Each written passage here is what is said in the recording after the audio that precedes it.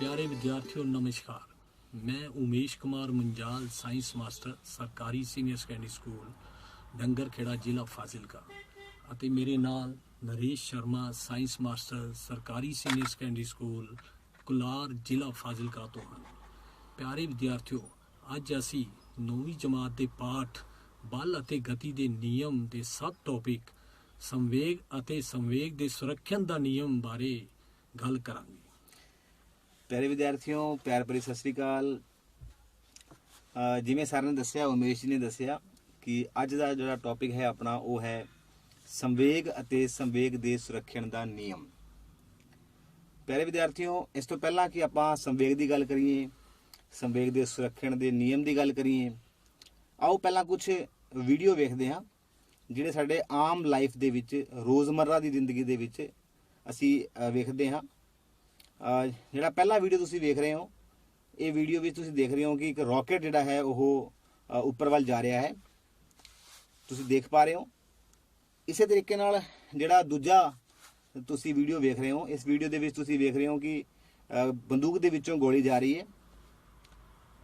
ਇਸੇ ਤਰ੍ਹਾਂ ਜਿਹੜਾ ਤੀਸਰਾ ਵੀਡੀਓ ਹੈ, ਇਸ ਵੀਡੀਓ ਦੇ ਵਿੱਚ ਤੁਸੀਂ ਵੇਖ ਪਾ ਰਹੇ ਹੋ ਕਿ ਬੰਬ ਜਿਹੜਾ ਹੈ, ਤੁਸੀਂ ਦੀਵਾਲੀ ਦੇ ਉੱਤੇ ਕਾਫੀ ਪਟਾਕੇ ਚਲਾਏ ਹੋਣਗੇ, ਸਰ ਤੁਸੀਂ ਵੀ ਚਲਾਏ ਹੋਣਗੇ। ਹਾਂਜੀ ਚਲਾਏ ਜੀ। ਉਹ ਪਟਾਕੇ ਦੇ ਵਿੱਚ ਜੋ ਪਟਾਕਾ ਫੁੱਟਦਾ ਹੈ, ਇਹ ਤੁਸੀਂ ਆਮ ਤੌਰ ਤੇ ਇਹ ਦੇਖਿਆ ਹੋਣਾ। ਸੋ ਇਹਨਾਂ ਤਿੰਨੋਂ ਵੀਡੀਓਜ਼ ਦੇ ਵਿੱਚ ਜਿਹੜੇ ਹੈਗੇ ਨੇ, ਇਹ ਜਿਹੜੇ ਤੁਸੀਂ ਤਿੰਨ ਵੀਡੀਓਜ਼ ਵੇਖੇ ਨੇ ਹੁਣੇ ਇਹ ਵੀਡੀਓ ਜਿਹੜੇ ਨੇ ਉਹ ਸੰਵੇਗ ਅਤੇ ਸੰਵੇਗ ਦੇ ਸੁਰੱਖਿਅਨ ਦੇ ਨਿਯਮ ਦੇ ਨਾਲ ਸੰਬੰਧਿਤ ਹਨ। ਪਿਆਰੇ ਵਿਦਿਆਰਥੀਓ, ਸੰਵੇਗ ਜਿਹੜਾ ਹੈ ਇਹ ਕਿਵੇਂ ਵੀਡੀਓ ਸੰਬੰਧਿਤ ਨੇ ਸੰਵੇਗ ਦੇ ਨਾਲ, ਇਹ ਆਪਾਂ ਬਾਅਦ ਵਿੱਚ ਲੇਟਰ ਔਨ ਲੈਕਚਰ ਦੇ ਵਿੱਚ ਗੱਲ ਕਰਾਂਗੇ। ਆਪਾਂ ਇਸ ਤੋਂ ਪਹਿਲਾਂ ਆਪਾਂ ਸੰਵੇਗ ਬਾਰੇ ਗੱਲ ਕਰ ਲਈਏ। ਸੰਵੇਗ ਹੁੰਦਾ ਕੀ ਹੈ? ਸੰਵੇਗ ਦਾ ਮਤਲਬ ਹੈ ਕਿ ਕਿਸੇ ਵਸਤੂ ਦੇ ਵਿੱਚ ਜੋ ਗਤੀ ਦੀ ਮਾਤਰਾ ਹੈ, the quantity of motion in a body, ਕਿਸੇ ਵੀ ਵਸਤੂ ਦੇ ਵਿੱਚ ਜੋ ਗਤੀ ਦੀ ਜੋ ਮਾਤਰਾ ਹੈ ਉਸ ਨੂੰ ਸੰਵੇਗ ਦੇ ਨਾਲ ਪ੍ਰਦਰਸ਼ਿਤ ਕੀਤਾ ਜਾਂਦਾ ਹੈ। ਸਧਾਰਨ ਭਾਸ਼ਾ ਦੀ ਗੱਲ ਕਰੀਏ ਆਪਾਂ, ਜੋ ਚੀਜ਼ ਚੱਲ ਰਹੀ ਹੈ, ਵੇਗ ਨਾਲ ਚੱਲ ਰਹੀ ਹੈ, ਮੂਵ ਕਰ ਰਹੀ ਹੈ, ਗਤੀ ਕਰ ਰਹੀ ਹੈ, ਉਸ ਵਿੱਚ ਸੰਵੇਗ ਹੋਵੇਗਾ। ਸਰ ਜਿਵੇਂ ਤੁਸੀਂ ਕਾਰ ਚਲਾਉਂਦੇ ਹੋ, ਤੁਸੀਂ ਕਾਰ ਚਲਾਉਂਦੇ ਹੋਵੋਗੇ ਮੇਰੇ ਖਿਆਲ ਨਾਲ। ਜਦੋਂ ਕਾਰ ਚੱਲਦੀ ਹੈ ਤਾਂ ਉਸ ਵਿੱਚ ਗਤੀ ਹੁੰਦੀ ਹੈ, ਔਰ ਉਸ ਗਤੀ ਦੇ ਕਾਰਨ ਆਪਾਂ ਕਹਿ ਸਕਦੇ ਹਾਂ ਕਿ ਉਸ ਕਾਰ ਦੇ ਵਿੱਚ ਕੀ ਹੁੰਦਾ ਹੈ? ਸੰਵੇਗ ਹੁੰਦਾ ਹੈ। ਯਾਨੀ ਕਿ ਸੰਵੇਗ ਦਾ ਮਤਲਬ ਹੈ ਕਿਸੇ ਵੀ ਵਸਤੂ ਦੇ ਵਿੱਚ ਜੋ ਗਤੀ ਦੀ ਮਾਤਰਾ ਹੈ ਉਹ ਸੰਵੇਗ ਦੇ ਨਾਲ ਆਪਾਂ ਪ੍ਰਦਰਸ਼ਿਤ ਕਰਦੇ ਹਾਂ। ਜੇ ਆਪਾਂ ਗਣਿਤਿਕ ਰੂਪ ਨਾਲ ਵੇਖੀਏ ਤਾਂ ਸੰਵੇਗ ਜਿਹੜਾ ਹੈ ਉਹ ਦੋ ਰਾਸ਼ੀਆਂ ਦਾ ਗੁਣਨਫਲ ਹੁੰਦਾ ਹੈ। ਪਿਆਰੇ ਵਿਦਿਆਰਥੀਓ, ਤੁਸੀਂ ਪੁੰਜ ਬਾਰੇ ਪੜ੍ਹਿਆ ਹੋਣਾ ਪਿਛਲੀ ਕਲਾਸਿਸ ਦੇ ਵਿੱਚ, ਤੁਸੀਂ ਵੇਗ ਬਾਰੇ ਵੀ ਪੜ੍ਹਿਆ ਹੋਣਾ। ਤਾਂ ਜੋ ਸੰਵੇਗ ਹੁੰਦਾ ਹੈ, ਸੰਵੇਗ ਦੋ ਭੌਤਿਕ ਰਾਸ਼ੀਆਂ ਦਾ ਗੁਣਨਫਲ ਹੁੰਦਾ ਹੈ। ਸੰਵੇਗ ਬਰਾਬਰ ਹੈ ਪੁੰਜ ਗੁਣਾ ਵੇਗ। ਕੀ ਹੁੰਦਾ ਬੱਚਿਓ? ਸੰਵੇਗ ਬਰਾਬਰ ਹੈ ਪੁੰਜ ਗੁਣਾ ਵੇਗ। ਇਹ ਦੋ ਭੌਤਿਕ ਰਾਸ਼ੀਆਂ ਦਾ ਗੁਣਨਫਲ ਹੁੰਦਾ ਹੈ। ਅੰਗਰੇਜ਼ੀ ਦੇ ਵਿੱਚ ਅਸੀਂ ਸੰਵੇਗ ਨੂੰ ਮੋਮੈਂਟਮ ਕਹਿੰਦੇ ਹਾਂ, ਔਰ ਅੰਗਰੇਜ਼ੀ ਦੇ ਵਿੱਚ ਅਸੀਂ ਪੁੰਜ ਨੂੰ ਮਾਸ ਯਾਨੀ ਕਿ m ਨਾਲ ਆਪਾਂ ਰਿਪਰੈਜ਼ੈਂਟ ਕਰਦੇ ਹਾਂ, ਔਰ ਵੇਗ ਨੂੰ ਅਸੀਂ ਵੈਲੋਸਿਟੀ ਯਾਨੀ ਕਿ v ਨਾਲ ਰਿਪਰੈਜ਼ੈਂਟ ਕਰਦੇ ਹਾਂ। ਕਹਿਣ ਦਾ ਭਾਵ ਹੈ ਕਿ ਸੰਵੇਗ ਦਾ ਜੋ ਫਾਰਮੂਲਾ ਬਣ ਗਿਆ, ਉਹ ਫਾਰਮੂਲਾ ਬਣ ਗਿਆ p ਬਰਾਬਰ ਹੈ m ਗੁਣਾ v। ਸੋ ਸੰਵੇਗ ਦਾ ਫਾਰਮੂਲਾ ਕੀ ਬਣ ਗਿਆ ਬੱਚਿਓ? p ਬਰਾਬਰ ਹੈ m ਗੁਣਾ v। ਸੋ ਸੰਵੇਗ ਜੋ ਹੈ ਉਹ ਦੋ ਭੌਤਿਕ ਰਾਸ਼ੀਆਂ ਦਾ ਗੁਣਨਫਲ ਹੈ। p ਬਰਾਬਰ ਹੈ m ਗੁਣਾ v, ਯਾਨੀ ਕਿ ਸੰਵੇਗ ਬਰਾਬਰ ਹੈ ਵੇਗ ਪੁੰਜ ਗੁਣਾ ਵੇਗ। ਨਰੇਸ਼ ਜੀ, ਸੰਵੇਗ ਦਾ ਕੋਈ ਮਾਤਰਕ ਵੀ ਹੁੰਦਾ ਹੈ? ਬਹੁਤ ਵਧੀਆ ਪ੍ਰਸ਼ਨ ਪੁੱਛਿਆ ਹੈ ਉਮੇਸ਼ ਜੀ ਨੇ। ਪਿਆਰੇ ਵਿਦਿਆਰਥੀਓ, ਜੋ ਵੀ ਭੌਤਿਕ ਰਾਸ਼ੀ ਹੁੰਦੀ ਹੈ, ਭੌਤਿਕ ਰਾਸ਼ੀ ਮਤਲਬ ਉਹ ਰਾਸ਼ੀ ਜਿਸ ਨੂੰ ਮਾਪਿਆ ਜਾ ਸਕਦਾ ਹੈ। ਜਿਵੇਂ ਉਦਾਹਰਨ ਦੇ ਤੌਰ ਤੇ ਆਪਾਂ ਗੱਲ ਕਰੀਏ, ਸਮੇਂ ਦੀ ਗੱਲ ਕਰੀਏ ਆਪਾਂ, ਤਾਂ ਸਮਾਂ ਇੱਕ ਭੌਤਿਕ ਰਾਸ਼ੀ ਹੈ। ਸਮੇਂ ਨੂੰ ਆਪਾਂ ਆਮ ਤੌਰ ਦੇ ਉੱਤੇ ਸੈਕਿੰਡ, ਮਿੰਟ ਜਾਂ ਘੰਟੇ ਦੇ ਵਿੱਚ ਮਾਪਦੇ ਹਾਂ। ਇਹ ਇਸ ਦਾ ਮਾਤਰਕ ਹੁੰਦਾ ਹੈ।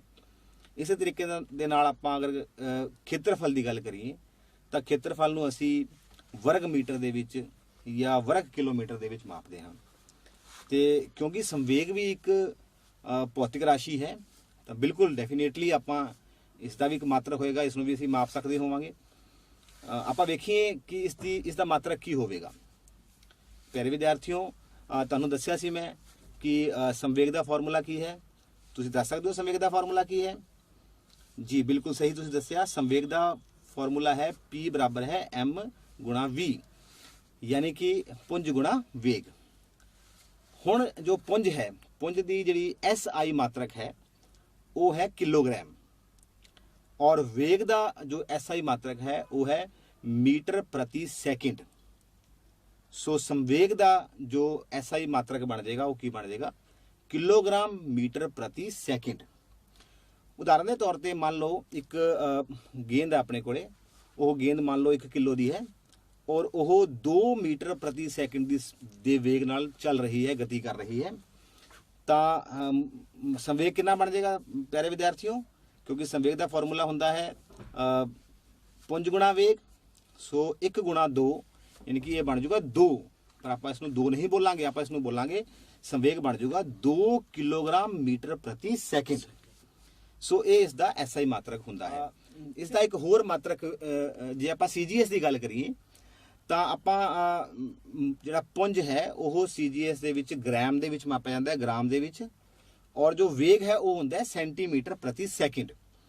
सो इसके जोड़े मात्रक बन जाएगा, संवेग का मात्रक बन जाएगा ग्राम सेंटीमीटर पर सेकंड। सो इसके 2 मात्रक असी आम तौर पर वरतों में लियाने। पहला है SI मात्रक, वो है किलोग्राम मीटर प्रति सेकंड, और CGS मात्रक है सेंटीमीटर ग्राम सेंटीमीटर पर सेकंड। प्यारे विद्यार्थियों, मैं उम्मीद करदा भी तुसीं संवेग के बारे जानकारी प्राप्त कर ली होगी। थोड़ा जिहा आपां संवेग नूं होर वधिया तरीके नाल समझण दी कोशिश करते हैं। तुहानूं चित्र दे विच एक चित्र वेख पा रहे हो तुसीं, इस चित्र दे विच तुसीं एक ट्रक वेख पा रहे हो और एक कार वेख पा रहे हो। देख पा रहे हो बच्चों, एक ट्रक है, एक कार है, दोनों इक्को वेग दे नाल गति कर रहे हैं। सो मेरा प्रश्न ये है तुहानूं कि एक ट्रक है, एक कार है, दोनों इक्को ही गति नाल, इक्को ही वेग दे नाल गति कर रहे हैं, तो किस दा संवेग ज्यादा होवेगा? प्यारे विद्यार्थियों, क्योंकि तुहानूं मैं दस्सिया सी कि जो संवेग है वो संवेग 2 भौतिक राशियां का गुणनफल है। संवेग बराबर है पुंज गुणा वेग। हुण क्योंकि दोनों ट्रक दा ते कार दा जो वेग है वो समान है, इक्को वेग नाल गति कर रहे हैं, परंतु तुहानूं पता है कि जो ट्रक हुंदा है वो कार के मुकाबले काफ़ी ज़्यादा भारी हुंदा है, उसका पुंज जो है वो कार नालों ज़्यादा हुंदा है। क्योंकि दोनों का वेग एक समान है और संवेग की सीगा पुंज गुणा वेग। सो किसका संवेग ज़्यादा होवेगा? निश्चित तौर पे जो ट्रक है उसका संवेग की होवेगा ज़्यादा होवेगा। क्यों ज़्यादा होवेगा? क्योंकि वेग दोनों का बराबर सीगा, परंतु ट्रक जो सी उसका पुंज ज़्यादा सी और कार का पुंज घट सी, और जो संवेग है वो पुंज अते वेग का गुणनफल है, इसलिए ट्रक का जो है संवेग की होवेगा ज़्यादा होवेगा। आओ आप एक होर उदाहरण के नाल इसनूं समझण की कोशिश करते हैं। हुण एक अगले चित्र में तुसीं देख पा रहे हो, इत्थे हुण 2 कारां ने अपने कोले, दोनों कारां इक्को समान हैं, इक्को आकार दियां ने, इक्को ही पुंज दियां ने, परंतु दोनों का वेग वखरा वखरा है ना विद्यार्थियों? दोनों कारां ने, दोनों का वेग वखरा वखरा है, परंतु दोनों का जो पुंज है वो एक समान है, 700 किलोग्राम है, इक्को समान है। एक का वेग ज़्यादा है, एक का वेग घट है। हुण प्रश्न ये है कि किस दा संवेग ज़्यादा होवेगा? आपां फिर फार्मूले ते आने आ। संवेग का फार्मूला सी पुंज गुणा वेग। हुण इस उदाहरण दे विच की है? इस उदाहरण दे विच दोनों का पुंज एक समान है परंतु वेग वखरा वखरा है। सो किस दा संवेग ज़्यादा होवेगा? जिस कार दा वेग ज़्यादा होवेगा उसका संवेग ज़्यादा होवेगा, क्योंकि दोनों का की पुंज की सीगा एक समान सीगा। कहने का भाव विद्यार्थियों ये है कि जो संवेग है वो संवेग दो भौतिक राशियों पर निर्भर करता है कि उसका पुंज कितना है और उसका वेग कितना है।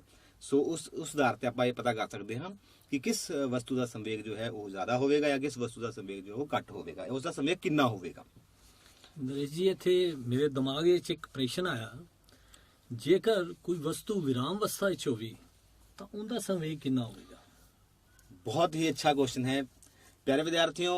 तुसीं जरा दिमाग से जोर पाओ कि अगर एक वस्तु विराम अवस्था दे विच है, रुकी हुई है, नहीं चल रही, तो उसका संवेग कितना होवेगा? बहुत वधिया क्वेश्चन है।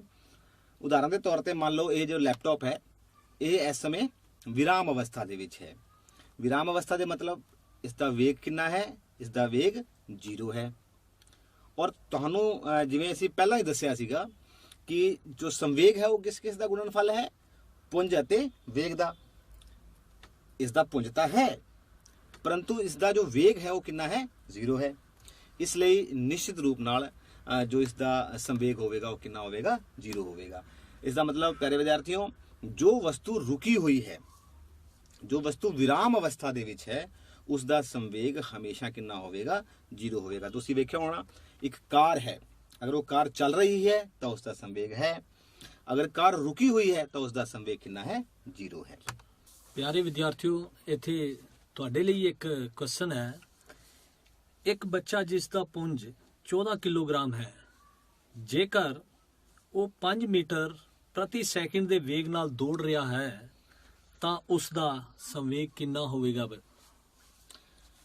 ਬੱਚੋ, ਇੱਕ ਵਾਰ ਪ੍ਰਸ਼ਨ ਆਪਾਂ ਫਿਰ ਵੇਖਦੇ ਹਾਂ ਕਿ ਇੱਕ ਬੱਚਾ ਜਿਸ ਦਾ ਪੁੰਜ ਜੋ ਹੈ ਉਹ 14 ਕਿਲੋਗ੍ਰਾਮ ਹੈ ਅਤੇ ਉਹ 5 ਮੀਟਰ ਪ੍ਰਤੀ ਸੈਕਿੰਡ ਦੇ ਵੇਗ ਨਾਲ ਦੌੜ ਰਿਹਾ ਹੈ ਤਾਂ ਉਸ ਦਾ ਸੰਵੇਗ ਕਿੰਨਾ ਹੋਵੇਗਾ? ਆਪਾਂ ਫਿਰ ਫਾਰਮੂਲੇ ਤੇ ਆਨੇ ਆ। ਫਾਰਮੂਲਾ ਕੀ ਸੀ ਪਿਆਰੇ ਵਿਦਿਆਰਥੀਓ? ਤੁਹਾਨੂੰ ਯਾਦ ਹੋਵੇਗਾ, ਤੁਹਾਨੂੰ ਯਾਦ ਹੋ ਚੁੱਕਿਆ ਹੋਵੇਗਾ ਕਿਉਂਕਿ ਮੈਂ ਕਾਫੀ ਵਾਰ ਬੋਲ ਚੁੱਕਿਆ। ਮੈਂ ਇੱਕ ਵਾਰ ਫਿਰ ਦੱਸ ਰਿਹਾ। ਸੰਵੇਗ ਦਾ ਫਾਰਮੂਲਾ ਹੁੰਦਾ ਹੈ P ਬਰਾਬਰ ਹੈ m ਗੁਣਾ v, ਯਾਨੀ ਕਿ ਪੁੰਜ ਗੁਣਾ ਵੇਗ। ਹੁਣ ਆਪਾਂ ਇਸ ਸੰਖਿਆਤਮਕ ਪ੍ਰਸ਼ਨ ਨੂੰ ਹੱਲ ਕਰਨ ਦੀ ਕੋਸ਼ਿਸ਼ ਕਰਦੇ ਹਾਂ। ਇੱਥੇ ਆਪਾਂ ਨੂੰ ਦਿੱਤਾ ਹੋਇਆ ਹੈ ਪੁੰਜ, ਯਾਨੀ ਕਿ ਆਪਾਂ ਨੂੰ m ਦਿੱਤਾ ਹੋਇਆ ਹੈ। m ਕਿੰਨਾ ਦਿੱਤਾ ਹੋਇਆ ਆਪਾਂ ਨੂੰ? 14 ਕਿਲੋਗ੍ਰਾਮ। ਬੱਚਾ ਕਿੰਨੇ ਕਿਲੋਗ੍ਰਾਮ ਦਾ ਹੈ? 14 ਕਿਲੋਗ੍ਰਾਮ ਦਾ, ਯਾਨੀ ਕਿ ਉਸ ਦਾ ਪੁੰਜ ਕਿੰਨਾ ਹੈ? 14 ਕਿਲੋਗ੍ਰਾਮ। ਅਤੇ ਉਹ ਕਿੰਨੇ ਵੇਗ ਨਾਲ ਦੌੜ ਰਿਹਾ ਹੈ? ਉਹ ਦੌੜ ਰਿਹਾ ਹੈ 5 ਮੀਟਰ ਪ੍ਰਤੀ ਸੈਕਿੰਡ। ਸੋ m ਬਰਾਬਰ ਹੈ 14 ਕਿਲੋਗ੍ਰਾਮ ਅਤੇ v ਬਰਾਬਰ ਹੈ 5 ਮੀਟਰ ਪ੍ਰਤੀ ਸੈਕਿੰਡ। ਸੋ ਸੰਵੇਗ ਦਾ ਫਾਰਮੂਲਾ ਕੀ ਸੀ? ਮੋਮੈਂਟਮ ਦਾ ਫਾਰਮੂਲਾ ਕੀ ਸੀ? ਸੰਵੇਗ ਦਾ ਫਾਰਮੂਲਾ ਸੀ ਪੁੰਜ ਗੁਣਾ ਵੇਗ। ਸੋ 14 ਗੁਣਾ 5, ਸੋ ਉੱਤਰ ਆ ਗਿਆ ਆਪਣੇ ਕੋਲੇ 70। ਪਰ ਆਪਾਂ ਇਸ ਨੂੰ 70 ਨਹੀਂ ਲਿਖਾਂਗੇ, ਆਪਾਂ ਲਿਖਾਂਗੇ ਇਸ ਨੂੰ 70 ਕਿਲੋਗ੍ਰਾਮ ਮੀਟਰ ਪ੍ਰਤੀ ਸੈਕਿੰਡ। ਇਕਾਈ ਆਪਾਂ ਮਾਤਰਾ ਜ਼ਰੂਰ ਲਗਾਵਾਂਗੇ ਨਾਲ। ਸੋ ਇਸ ਸੰਖਿਆਤਮਕ ਪ੍ਰਸ਼ਨ ਦਾ ਜੋ ਉੱਤਰ ਆਏਗਾ P ਬਰਾਬਰ ਹੈ, ਯਾਨੀ ਕਿ ਸੰਵੇਗ ਬਰਾਬਰ ਹੈ 70 ਕਿਲੋਗ੍ਰਾਮ ਮੀਟਰ ਪ੍ਰਤੀ ਸੈਕਿੰਡ। ਹੁਣ ਆਪਾਂ ਅੱਗੇ ਵਧਦੇ ਹਾਂ। ਹੁਣ ਆਪਾਂ ਇੱਕ ਬਹੁਤ ਇੰਪੋਰਟੈਂਟ, ਬਹੁਤ ਖਾਸ ਆਪਾਂ ਟੌਪਿਕ ਕਰਨ ਜਾ ਰਹੇ ਹਾਂ ਔਰ ਉਸ ਦਾ ਨਾਮ ਹੈ ਸੰਵੇਗ ਦੇ ਸੁਰੱਖਣ ਦਾ ਨਿਯਮ। ਪਿਆਰੇ ਵਿਦਿਆਰਥੀਓ, ਜਿਵੇਂ ਤੁਹਾਨੂੰ ਸ਼ੁਰੂ ਵਿੱਚ ਮੈਂ 2-3 ਵੀਡੀਓਜ਼ ਦਿਖਾਈਆਂ ਸੀਗੀਆਂ, ਰਾਕਟ ਦਾ ਉੱਡਣਾ, ਬੰਦੂਕ ਦੀ ਗੋਲੀ ਜਦੋਂ ਚੱਲਦੀ ਹੈ ਉਹ ਤੁਹਾਨੂੰ ਵੀਡੀਓ ਦਿਖਾਈ ਸੀ, ਬੰਬ ਦਾ ਫਟਣਾ ਤੁਹਾਨੂੰ ਦਿਖਾਇਆ ਸੀ। ਸੋ ਇਹਨਾਂ ਸਾਰੀਆਂ ਜਿਹੜੀ ਘਟਨਾਵਾਂ ਨੇ, ਇਹਨਾਂ ਘਟਨਾਵਾਂ ਦੇ ਵਿੱਚ ਸੰਵੇਗ ਦੇ ਸੁਰੱਖਣ ਦਾ ਨਿਯਮ ਜੋ ਹੈ ਉਹ ਇਸਤੇਮਾਲ ਹੁੰਦਾ ਹੈ।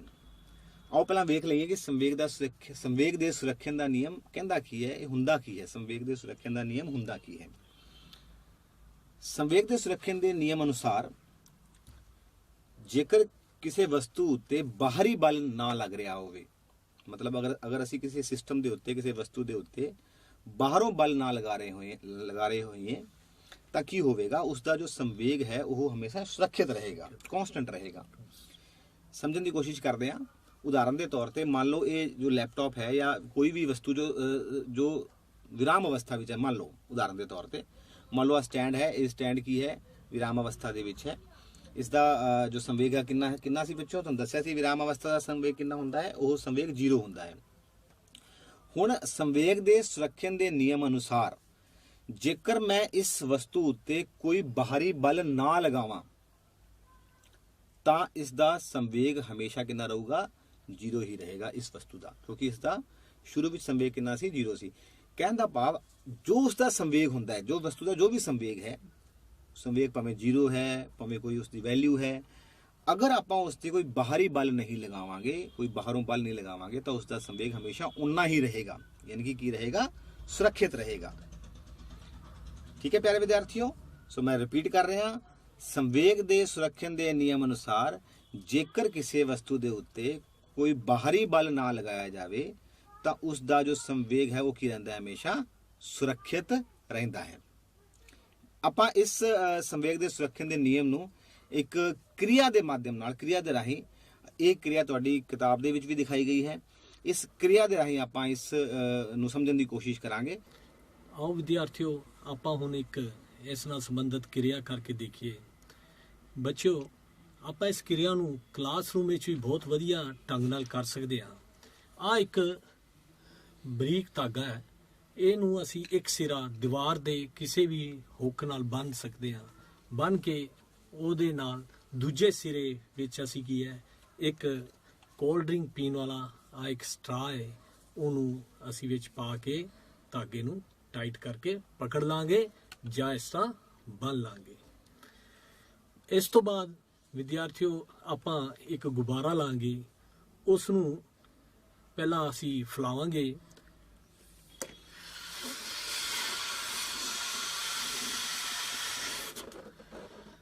ਦੇਖੋ ਵਿਦਿਆਰਥੀਓ, ਗੁਬਾਰਾ ਇੱਕ ਮੀਡੀਅਮ ਸਾਈਜ਼ ਦਾ ਫੈਲਾ ਲਿਆ ਸੀ। ਹੁਣ ਮੈਂ ਇਸ ਗੁਬਾਰੇ ਨੂੰ ਇਸ ਸਟਰਾ ਦੇ ਵਿਚਕਾਰ ਨੀਚੇ ਲਿਆਵਾਂਗਾ ਔਰ ਇਸ ਦੇ ਉੱਪਰ ਮੇਰੇ ਨਾਲ ਬੈਠੇ ਨਰੇਸ਼ ਜੀ ਉਹ ਟੇਪ ਲਗਾਉਣਗੇ ਤਾਂ ਕਿ ਗੁਬਾਰਾ ਇਹਦੇ ਸਟਰਾ ਨਾਲ ਫਿਕਸ ਹੋ ਜਾਏ। ਦੇਖੋ ਨਰੇਸ਼ ਜੀ ਇਸ ਨੂੰ ਕ੍ਰੋਸ ਪੈਟਰਨ ਵਿੱਚ ਲਗਾ ਰਹੇ ਹਨ। ਕਿਉਂਕਿ ਸਟਰਾ ਜਿਹੜਾ ਉਹ ਆਪਣੀ ਪੋਜੀਸ਼ਨ ਤੋਂ ਹਿੱਲੇ ਨਾ।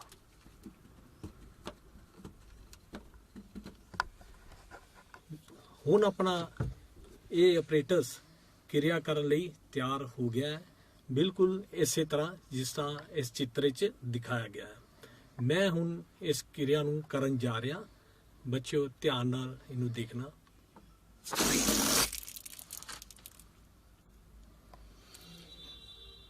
ਪਿਆਰੇ ਵਿਦਿਆਰਥੀਓ, ਤੁਸੀਂ ਕਿਰਿਆ ਵੇਖੀ, ਉਮੇਸ਼ ਜੀ ਨੇ ਬਹੁਤ ਹੀ ਵਧੀਆ ਤਰੀਕੇ ਨਾਲ ਇਹ ਕਿਰਿਆ ਕਰਵਾਈ। ਆਓ ਇਸ ਨੂੰ ਆਪਾਂ ਥੋੜਾ ਜਿਹਾ ਇੱਕ ਵਾਰੀ ਫਿਰ ਥੋੜਾ ਸਲੋ ਮੋਸ਼ਨ ਦੇ ਵਿੱਚ ਇਸ ਨੂੰ ਥੋੜੀ ਹੌਲੀ ਹੌਲੀ ਆਪਾਂ ਵੇਖਦੇ ਹਾਂ ਔਰ ਵੇਖਦੇ ਹਾਂ ਕਿ ਹੁੰਦਾ ਕੀ ਹੈ।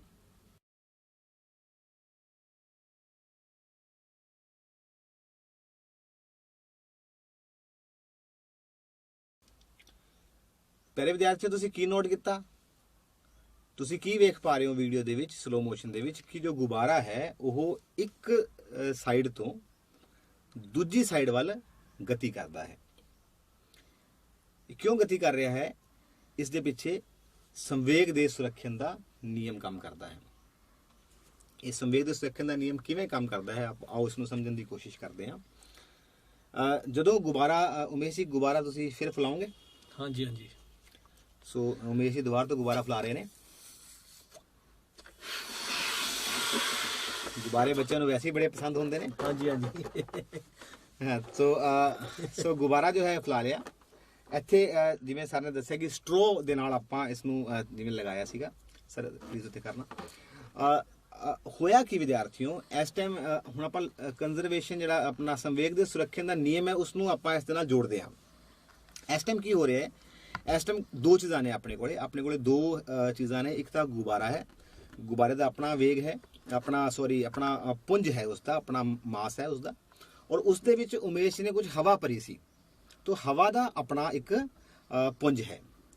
परंतु इस समय हो की रहा है, इस समय क्योंकि ना तो हवा मूव कर रही है, उसका भी कोई वेग नहीं है, और क्योंकि जो गुब्बारा है वो भी विराम अवस्था दे विच है।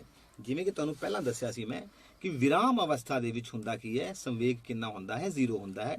सो इस समय इस स्थिति दे विच, जिस स्थिति दे विच उमेश जी ने इसनूं पकड़िया होया है, इस स्थिति दे विच की हो रहा है कि इस पूरे सिस्टम का जो संवेग है वो 0 है इस टाइम, क्योंकि ये ना हवा मूव कर रही है, उसका भी वेग नहीं है, और ना ही गुब्बारा मूव कर रहा है, उसका भी कोई वेग नहीं है।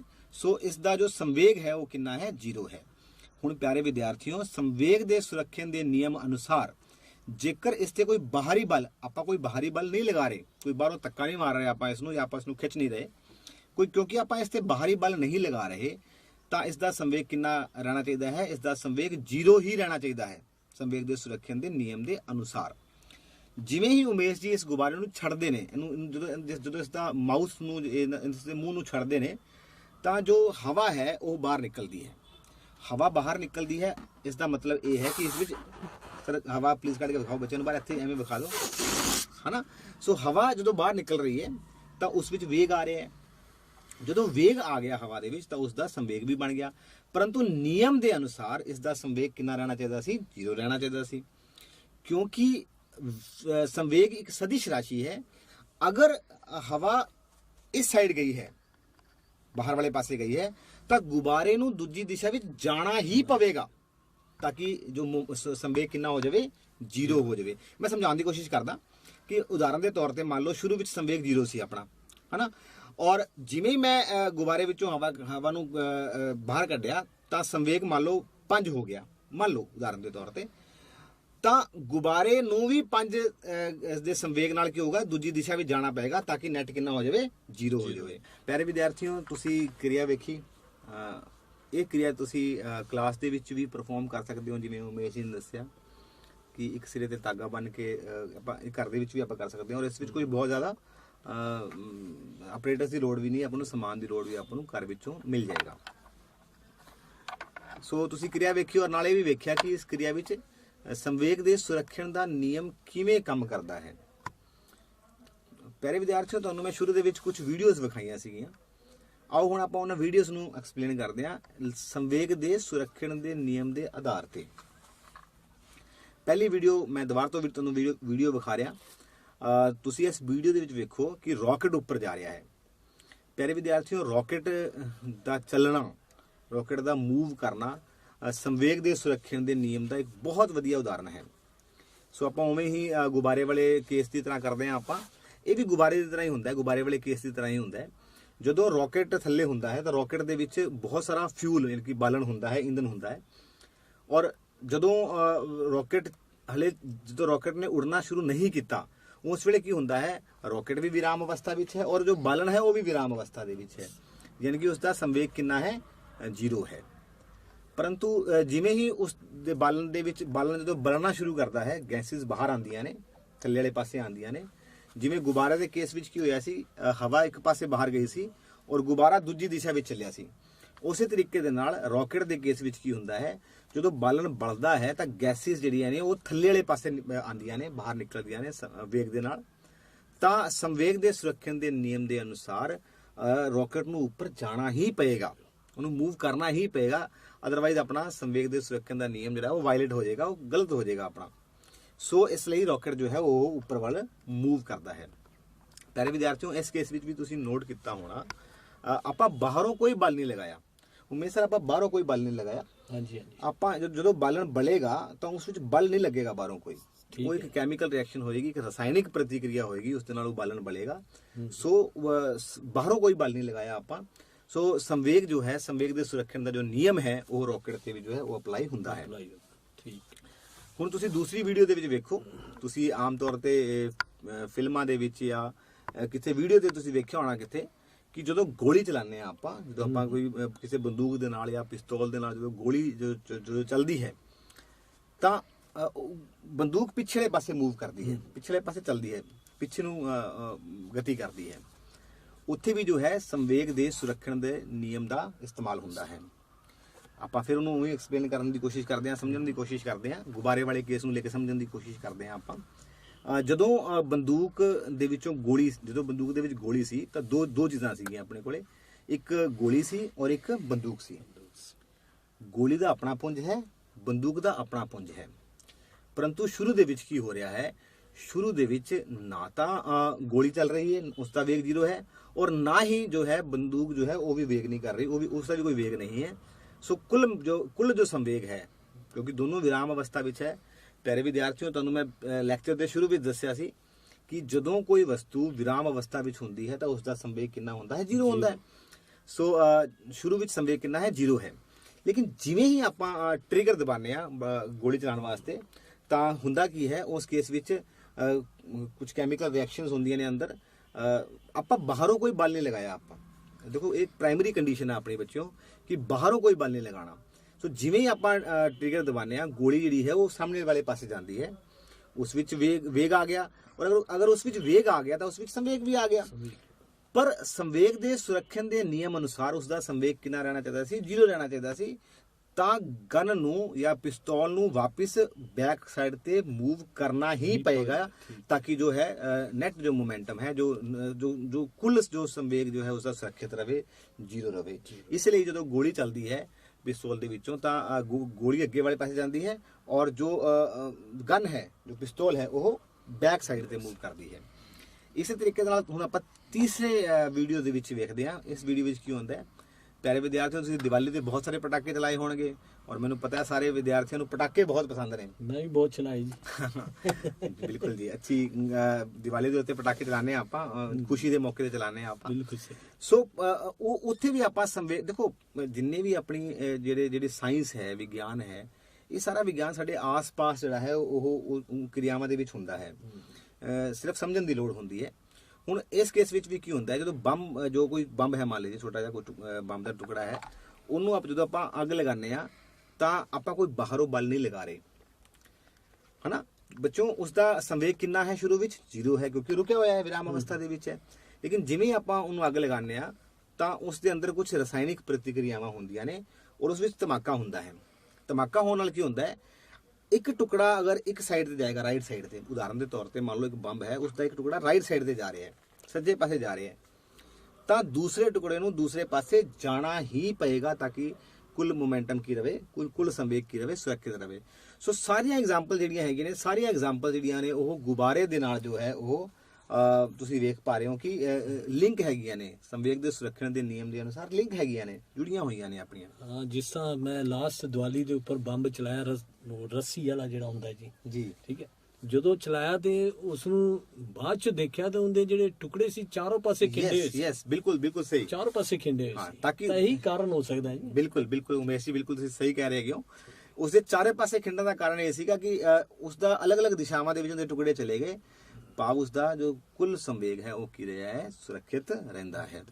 ਸੋ ਪਿਆਰੇ ਵਿਦਿਆਰਥੀਓ, ਮੈਨੂੰ ਲੱਗਦਾ ਹੈ ਤੁਹਾਨੂੰ ਹੁਣ ਸੰਵੇਗ ਦੇ ਸੁਰੱਖਣ ਦੇ ਨਿਯਮ ਦਾ ਜਾਣਕਾਰੀ ਹੋ ਗਈ ਹੋਵੇਗੀ ਕਿ ਸੰਵੇਗ ਦੇ ਸੁਰੱਖਣ ਦਾ ਨਿਯਮ ਜੋ ਹੈ ਉਹ ਆਪਣੇ ਆਮ ਲਾਈਫ ਦੇ ਵਿੱਚ, ਰੋਜ਼ਮਰਰਾ ਦੀ ਜ਼ਿੰਦਗੀ ਦੇ ਵਿੱਚ ਕਿੱਥੇ-ਕਿੱਥੇ ਆਪਾਂ ਸੰਵੇਗ ਦੇ ਸੁਰੱਖਣ, ਹੋਰ ਵੀ ਬਹੁਤ ਸਾਰੀ ਉਦਾਹਰਨਾਂ ਹੈਗੀਆਂ ਨੇ। ਪਿਆਰੇ ਵਿਦਿਆਰਥੀਓ, ਮੈਨੂੰ ਲੱਗਦਾ ਹੈ ਕਿ ਤੁਹਾਨੂੰ ਸੰਵੇਗ ਦੇ ਸੁਰੱਖਣ ਦੇ ਨਿਯਮ ਬਾਰੇ ਅਤੇ ਸੰਵੇਗ ਦੇ ਬਾਰੇ ਕਾਫੀ ਜਾਣਕਾਰੀ ਹੋ ਗਈ ਹੋਵੇਗੀ। ਸੋ ਆਪਾਂ ਜਲਦੀ ਇੱਕ ਵਾਰ ਫਿਰ ਤੋਂ ਦੁਹਰਾਈ ਲੈ ਲਈਏ ਕਿ ਆਪਾਂ ਹੁਣ ਤੱਕ ਕੀ ਕੀਤਾ ਹੈ। ਸਭ ਤੋਂ ਪਹਿਲਾਂ ਆਪਾਂ ਸੰਵੇਗ ਕੀਤਾ ਸੀ। ਸੰਵੇਗ ਜੋ ਹੁੰਦਾ ਹੈ ਉਹ ਪੁੰਜ ਗੁਣਾ ਵੇਗ ਹੁੰਦਾ ਹੈ।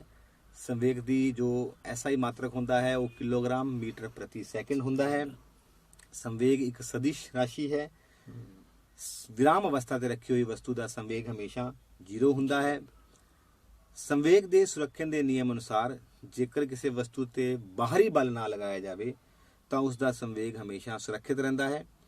ਔਰ ਸੰਵੇਗ ਦੇ ਸੁਰੱਖਣ ਤੇ ਆਧਾਰਿਤ ਕੁਝ ਉਦਾਹਰਨਾਂ ਤੁਹਾਨੂੰ ਮੈਂ ਦਿੱਤੀਆਂ ਸੀ ਵਿਦਿਆਰਥੀਓ। ਰਾਕੇਟ ਦਾ ਚੱਲਣਾ, ਰਾਕੇਟ ਦਾ ਉੱਡਣਾ, ਬੰਬ ਦਾ ਫਟਣਾ ਜਾਂ ਗੋਲੀ ਦੇ ਚੱਲਣ ਦੇ ਨਾਲ ਗੋਲੀ ਦਾ, ਪਿਸਤੌਲ ਦਾ ਵਾਪਿਸ ਆਉਣਾ। ਸੋ ਹੁਣ ਤੁਹਾਡਾ ਹੋਮਵਰਕ ਇਹ ਹੈ ਕਿ ਤੁਸੀਂ ਆਪਣੇ ਆਸ-ਪਾਸ ਅਜਿਹੀਆਂ ਹੋਰ ਉਦਾਹਰਨਾਂ ਲੱਭੋ ਔਰ ਇਸ ਦੇ ਨਾਲ ਇੱਕ ਬਹੁਤ ਵਧੀਆ ਐਕਟੀਵਿਟੀ ਉਮੇਸ਼ ਜਿਹਨੇ ਤੁਹਾਨੂੰ ਕਰਕੇ ਵਿਖਾਈ ਸੀ ਗੁਬਾਰੇ ਰਾਹੀਂ, ਉਹ ਵੀ ਇੱਕ ਉਦਾਹਰਨ ਹੈ। ਸੋ ਮੈਂ ਤੁਹਾਡਾ ਹੋਮਵਰਕ ਹੈ ਇਹ ਤੁਹਾਡਾ ਕਿ ਤੁਸੀਂ ਘਰ ਜਾ ਕੇ ਅੱਜ ਆਸ-ਪਾਸ ਅਜਿਹੀਆਂ ਕੁਝ ਕਿਰਿਆਵਾਂ ਦੀ ਸੂਚੀ ਬਣਾਓ ਜਿੱਥੇ ਸੰਵੇਗ ਦੇ ਸੁਰੱਖਣ ਦਾ ਨਿਯਮ ਜੋ ਹੈ ਉਹ ਇਸਤੇਮਾਲ ਹੁੰਦਾ ਹੋਵੇ ਔਰ ਫਿਰ ਆਪਣੇ ਅਧਿਆਪਕ ਦੇ ਨਾਲ ਇਸ ਨੂੰ ਡਿਸਕਸ ਕਰੋ ਆ ਕੇ ਔਰ ਇਸ ਦੇ ਆਧਾਰਿਤ ਜਿਹੜੇ ਸੰਖਿਆਤਮਕ ਪ੍ਰਸ਼ਨ ਨੇ ਉਹਨਾਂ ਨੂੰ ਹੱਲ ਕਰਨ ਦੀ ਕੋਸ਼ਿਸ਼ ਕਰੋ। ਨਮਸਕਾਰ।